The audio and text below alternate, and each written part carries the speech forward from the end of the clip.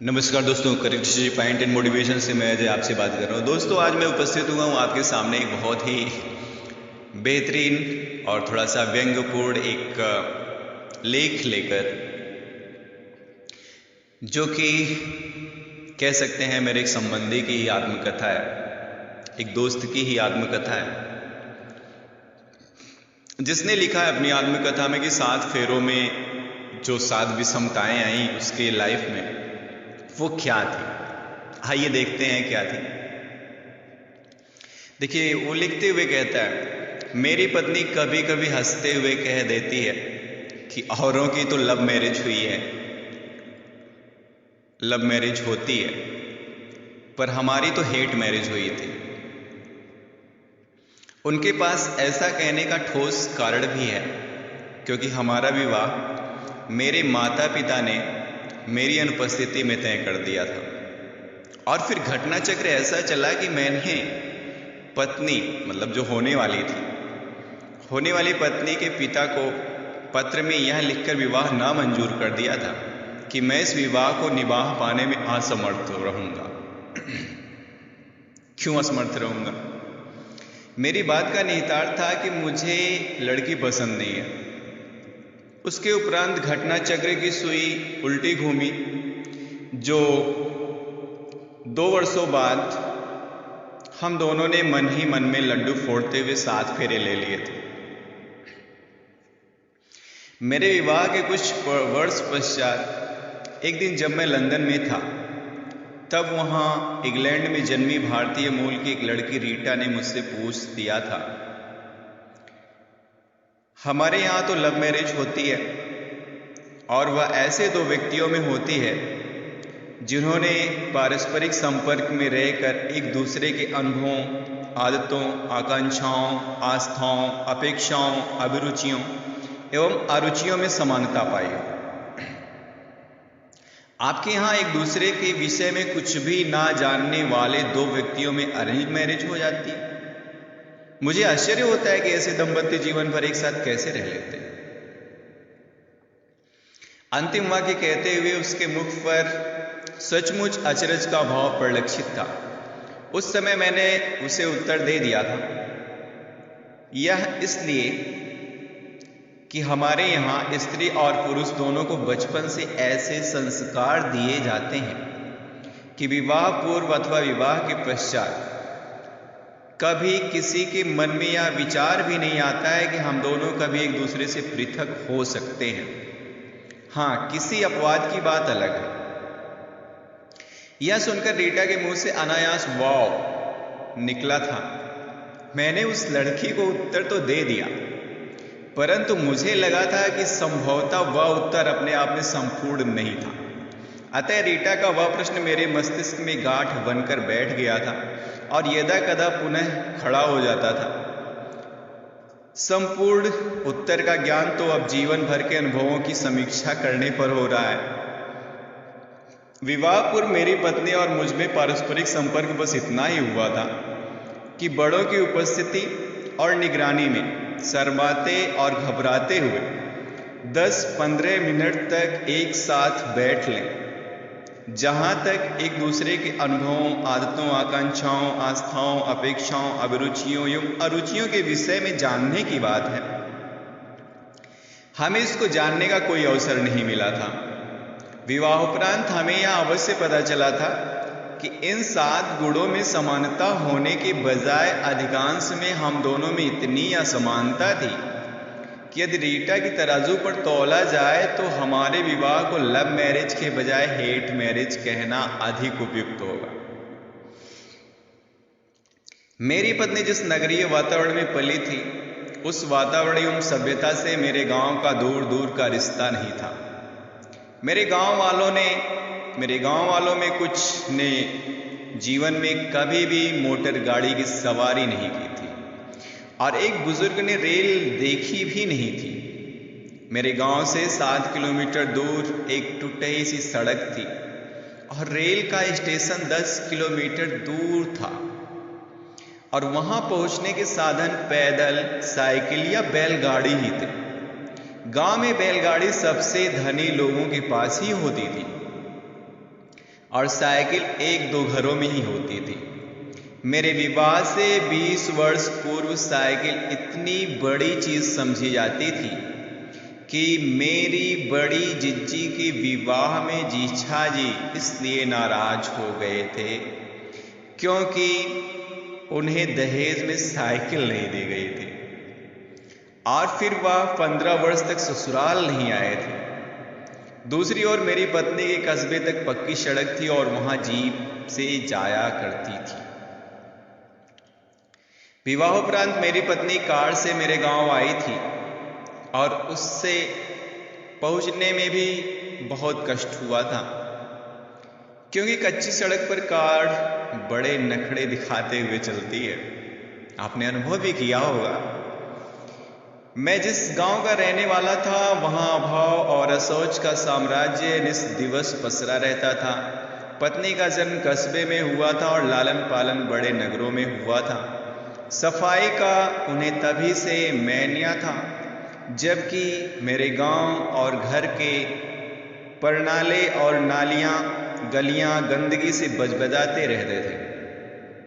बचपन में मैं उनमें निर्द्वंद होकर ऐसे घूमता रहता था जैसे गंगा स्नान कर रहा हूं। हमारी गंदगी से अरुचि इतनी कम थी कि होली के दिनों में वह गंदगी एक दूसरे पर रंग की तरह फेंकने का गांव में रिवाज था। मेरे गांव में सामान्यतः एक बार पहनी हुई धोती 10-15 दिन बाद धोई जाती थी और रजाई 10-15 वर्ष बाद, जबकि मेरी पत्नी को कपड़े 10-15 घंटों में बदलने की आदत थी। तो चलिए देखते हैं क्या ट्रेजेडी हुई उनके साथ, जो 7 फेरों से संबंधित विषय थे। इसमें से पहले विषय की शुरुआत हम करने जा रहे हैं। विवाह उपरांत पहले दिन ही गांव के मेरी एक चाची, जिनकी साड़ी दूर से ही महक रही थी, पत्नी के पास आकर प्यार जताते हुए बैठ गई थी और अपना एक बच्चा, जिसकी आंखों में मोटा मोटा काजल लगा था परंतु नाक होठों पर नहर सी बह रही थी, उसको पत्नी की गोद में डाल दिया। पत्नी अपनी उबकाई कठिनाई से रोक पाई थी। रात में पत्नी को जिस दरी पर लेटने को कहा गया था उसमें उन्हें इतनी दुर्गंध लगी थी कि उन्होंने उसे एक किनारे से पकड़कर नीचे गिरा दिया था।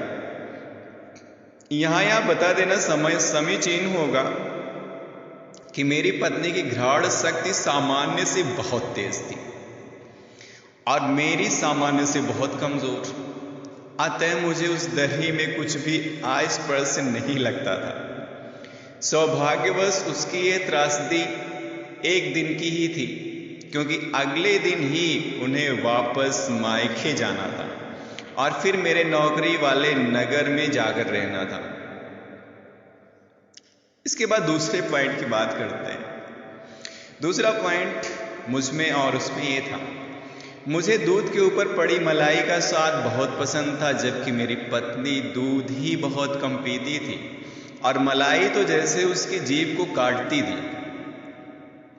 गांव में रात्रि भोजन के उपरांत जब उन्हें मलाईदार दूध पीने को दिया जाता था तो दांतों को पूरी तरह से बंद कर थोड़ा थोड़ा मलाई रहित दूध ही पी सकती थी। प्याज व घी में भुने लहसुन से मेरी क्षुधा में वृद्धि होती थी और पत्नी को उसकी महक बर्दाश्त नहीं थी।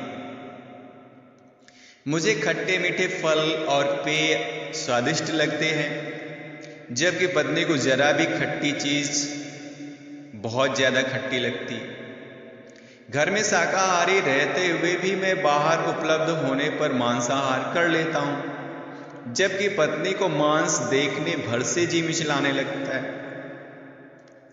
प्रारंभ में तो उसको मांस से इतनी अरुचि थी कि कभी कभी मुझे खाते देखकर वह कांप जाती थी और घबराहट में कह बैठती थी कि यदि विवाह पूर्व उन्हें मेरे मांसाहार होने का पता होता तो वह कदापि मुझसे विवाह न करती। तब मैं हंसकर उत्तर दे देता था कि अपने को कुंवारा रह जाने से बचाने के लिए ही मैंने यह बात जाहिर नहीं होने दी। मैं स्मोकर नहीं हूं, परंतु त्रिमंडली में 1-2 सिगरेट फूंक जाता हूं। पत्नी को सिगरेट के धुएं की महक बिल्कुल बर्दाश्त नहीं है। यही हालत मद्यपान के विषय में है। मुझे यदा कदा पीकर मजा आ जाता है और मेरी पत्नी को मेरे मजे के अनुपात में चिढ़ होती है। विवाह के बाद वर्षों तक उनका अडिग मत रहा था कि पीने वाले छठे गुंडे होते हैं और अगर नहीं होते तो भविष्य में हो जाते हैं। और तीसरी असमानता देखते हैं। तीसरी असमानता मुझमें और उसमें ये थी, मेरी पत्नी के छींक लेने और मेरे छींक लेने में भी बड़ा अंतर था। वह अपने को इतना नियंत्रित करके छींक लेती थी कि पास में बैठा आदमी मुश्किल से समझ पाता था कि इन्होंने छींक ली है, या हल्के से एक बार फर्श का प्राणायाम कर लिया है। और मुझे तो सिंगल छींक कभी आती ही नहीं थी, हमेशा डबल आती है। और जब छींक आती है तब इतनी जोर से आती है कि पास में बैठा व्यक्ति अक्सर उछल पड़ता है।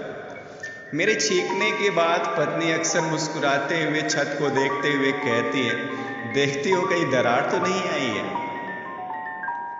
अन्य समस्त प्रकार के उत्सर्जनों की ध्वनि की बुलंदी में भी हम दोनों में जमीन आसमान का अंतर रहता था।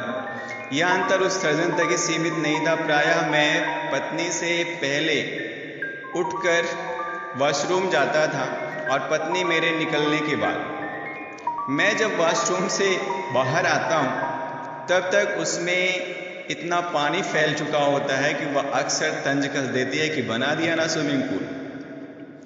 उनका तंज अकारण नहीं होता है, क्योंकि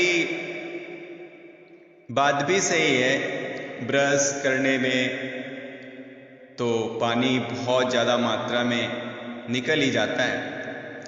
जब मैं अपने किसी विदेशी मित्र के यहाँ होता हूँ तो पानी फैलाने की मेरी इस आदत पर मेरे मेज़बान भी नाक भौं सिकोड़ते हैं, परंतु सौजन्यवश चुप रह जाते हैं।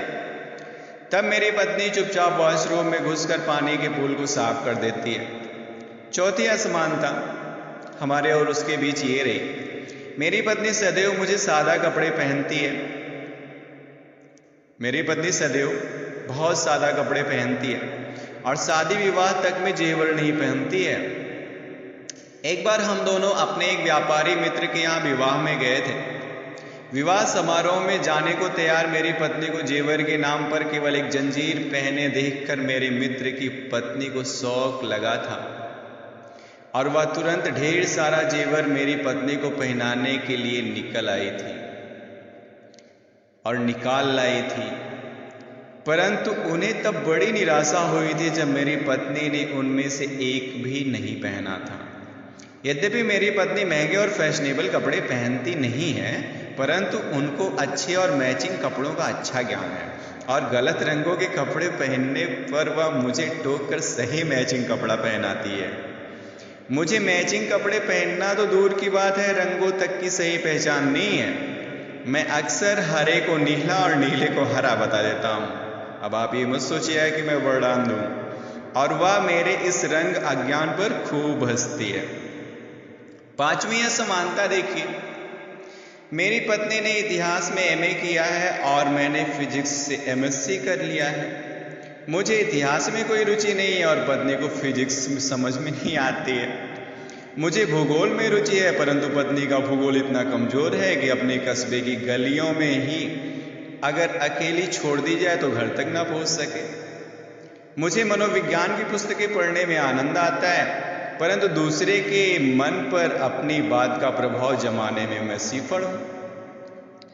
जबकि पत्नी मनोविज्ञान की पुस्तकों को हाथ भी नहीं लगाती है, परंतु किसी भी समय दूसरे की मनोदशा को समझने में सिद्धस्त है।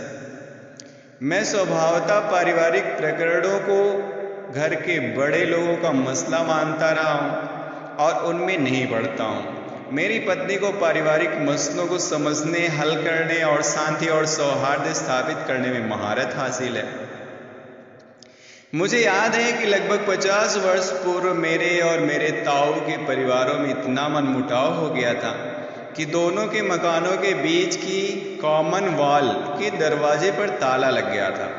जब मैं पत्नी के साथ गांव गया तो वह यह देखकर हैरान रह गई और उन्होंने चतुराई एवं भावुकता का प्रयोग कर ताला ऐसा खुलवा दिया कि आज तक पुनः बंद ही नहीं हुआ।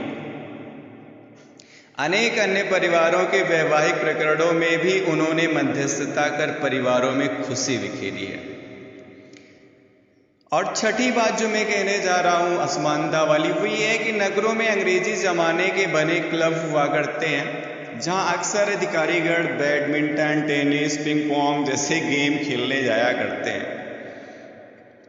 इसके अतिरिक्त अनेक सदस्य रात्रि में देर तक ताश के खेल जैसे ब्रिज, रमी आदि भी खेलते हैं। मुझे बैडमिंटन एवं ब्रिज खेलने का शौक है और मैं क्लब जाकर खेलने को लालायित रहता था, परंतु मेरी पत्नी को क्लब के नाम से चिढ़ है, क्योंकि उनका निश्चित मत है कि क्लब प्रशासकीय अधिकारियों को भ्रष्ट, शराबी एवं दुष्चरित्र बनाने का अड्डा होता है।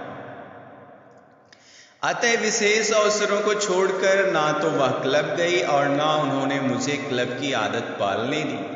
बड़ी मान मनोबल के बाद मैं पत्नी को यदा कदा घर पर ब्रिज गेम खेलने भर को राजी कर पाया था, परंतु इस गेम के साथ दो कठिनाइयां चिपकी रहती हैं। एक तो ब्रिज जैसे कठिन खेल में 4 खिलाड़ियों की उपलब्धता मुश्किल से हो पाती है और खेल के पूर्ण होने में लंबे समय की आवश्यकता होती है। अतः मैंने पत्नी से भी ब्रिज सीखने को कहा था, परंतु उसने यह बहाना बनाकर पलटी मार ली थी कि इस खेल में पति पत्नी के साथ साथ खेलने पर दोनों में मिनट मिनट पर झगड़े होते रहते हैं। और 7वीं असमानता जो है, और यही अंतिम असमानता भी है, वो ये है, मेरी पत्नी को ईश्वर एवं उसके अनेक दैवीय रूपों में अटूट आस्था है और वह घर में मंदिर बनाकर दोनों समय उनकी पूजा करती है और हम सबकी भलाई है तो उनकी बारंबार चरण वंदना करती है।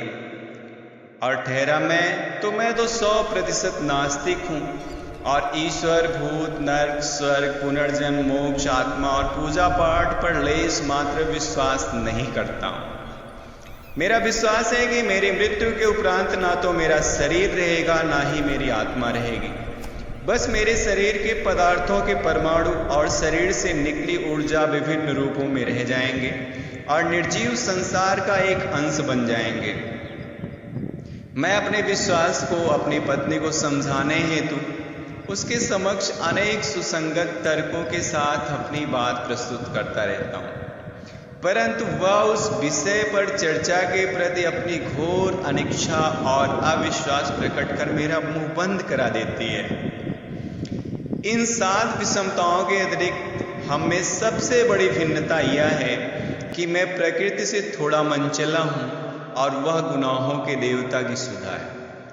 मैं उनके प्रति 100% बेखटक रहता हूँ और वह मेरे प्रति 101% संकल्प। फिर भी हम दोनों में मनसा वाचा कर्मणा किसी प्रकार की दूरी ना उन्हें बर्दाश्त है ना मुझे। वह मुझे एवं मेरे मनोभावों को अपनी पकड़ में रखती है और उनके अनथक समर्पण और सेवा भाव से मैं सहर्ष उनकी जकड़ में रहता हूँ। मुझे स्वच्छंदता पसंद है, परंतु उनके द्वारा जकड़े जाने से मुझे ना तो आपत्ति है, ना ही विरक्ति और ना ही मुक्ति। और मैं यह जानता हूँ कि वह भी मेरे विषय में एक बात पर पूर्णतः आश्वस्त है। इतने मानुष सयाद से हो गए, अब रिहाई मिलेगी तो मर जाएंगे। कहने का मतलब एक शेर है, इतने मानुष सयाद से हो गए, अब रिहाई मिलेगी तो मर जाएंगे। अपने विवाह और इंग्लैंड के विवाहों के स्थायित्व की अवधि देखकर मैं इस निष्कर्ष पर पहुंचा हूं कि लव मैरिज है तो रीटा द्वारा बताया गया 7 गुणों की समानता का नुस्खा 7 साल के विवाह हेतु कारगर होता है और हमारा हेट मैरिज का 7 फेरों की 7 विषमताओं वाला नुस्खा 7 जन्म यदि होते हो तो 7 जन्मों तक प्रभावी रहता है। तो दोस्तों, ये था एक व्यंग्यपूर्ण लेख जिसका नाम था 7 फेरों की 7 विषमताएं। बाकी आप एंजॉय करिए इसको। हम मिलेंगे फिर आपसे नेक्स्ट वीडियो में एक नेक्स्ट नए टॉपिक आपके एंटरटेनमेंट के साथ। तब तक के लिए थैंक यू। मुस्कुराते रहिए, हंसते रहिए, खिलखिलाते रहिए।